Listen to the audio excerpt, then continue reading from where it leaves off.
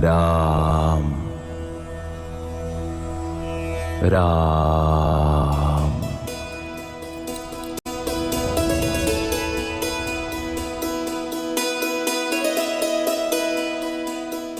মহাদেব আপনি, মানুষ দেবতা সবাই আপনাকে পুজো করে, তাও প্রতিদিন আপনি এক মানুষের নাম জপ করেন কেন?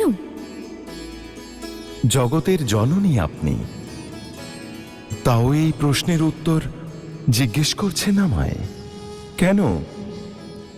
আবার এমনটা নয় তো দেবী যে আপনি আমার মুখে শ্রীরামের কাহিনী শুনতে শুনতে ক্লান্ত হন না। যখন আপনি শোনাতে শোনাতে ক্লান্ত হন না, তখন আমি শুনতে শুনতে কি করে ক্লান্ত হই? সত্যি তো এটাই যে শ্রীরামের নামের মধ্যে ওনার কাহিনী বলাতে ও শোনাতে মন প্রসন্ন হয়ে যায়। হবে না